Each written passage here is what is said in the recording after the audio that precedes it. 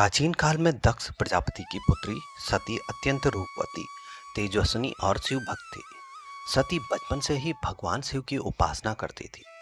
उनके मन में शिव के प्रति असीम प्रेम और श्रद्धा थी। उधर भगवान शिव कैलाश पर्वत पर तप में लीन रहते थे। उन्हें सांसारिक बंधनों में कोई रुचि न थी। समय बीतता गया। जब सती यौवनावस्था में पहुंची तब दक्ष प्रजापति ने उनके लिए योग्य वर ढूंढना चाहा, किंतु सती तो मन ही मन शिव को अपना पति मान चुकी थी।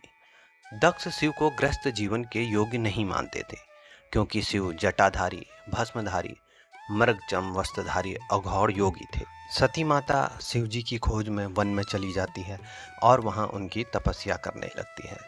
सती माँ की तपस्या से प्रसन्न होकर शिव जी उन्हें दर्शन देते हैं एक साधु के रूप में और उनसे पूछते हैं कि तुम उस अघोरी बैरागी के प्रेम में क्यों लीन हो।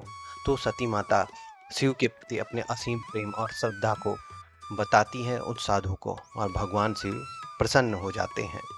सती का विवाह बड़े विधि विधान से भगवान शिव के साथ हुआ। कैलाश पर्वत पर सती और शिव जी अपने गृहस्थ जीवन प्रारंभ करते हैं। दोनों का प्रेम अद्भुत था। शिव सती पर अपार स्नेह लुटाते थे और सती भी अपने प्रभु की सेवा में मग्न रहती थी। एक दिन दक्ष ने विशाल यज्ञ का आयोजन किया, जिसमें सभी देवी देवताओं को आमंत्रित किया गया, लेकिन भगवान शिव को निमंत्रण नहीं भेजा गया। सती को जब इस यज्ञ का समाचार मिला तो उन्होंने अपने पिता के यज्ञ में जाने की इच्छा व्यक्त की।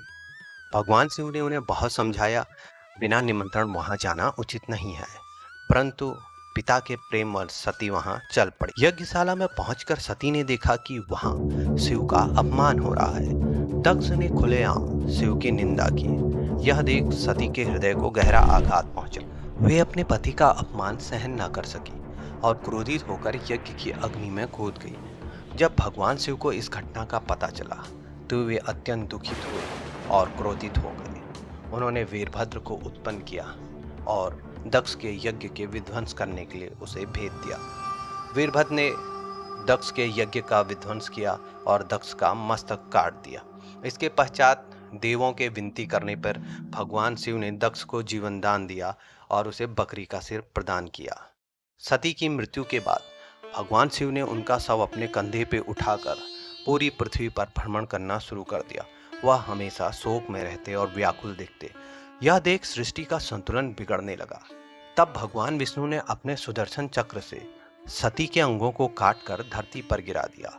जहां जहां सती के अंग गिरे वहां शक्तिपीठ बन गया। वर्षों वर्ष बीत गए पर शिव जी का वियोग कम न हुआ। इधर पर्वतराज हिमवान और रानी मैना के घर एक पुत्री ने जन्म लिया। वह सती जी का पुनर्जन्म था।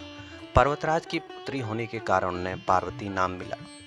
पार्वती जी ने सहस्त्रों वर्षों तक बियाबान जंगल में अन्न जल का परित्याग करके कठोर तपस्या की। उसके पश्चात उन्हें शिव जी की प्राप्ति हुई। शिव जी पार्वती जी के दृढ़ संकल्प के आगे हार गए और उन्होंने पार्वती जी संग परिणय सूत्र में बंधने का वचन दिया। यह प्रेम कथा हमें यह सिखाती है कि सच्चा प्रेम समय और जन्मों की सीमा से परे होता है। यह श्रद्धा, समर्पण और अटूट विश्वास का। कथा की यहीं पे समाप्ति होती है। भक्ति ज्ञान उपाय चैनल को आप सभी सब्सक्राइब करें, लाइक करें, अधिक से अधिक इसे शेयर करें और कमेंट में लिखें जय मां पार्वती, हर हर महादेव। धन्यवाद।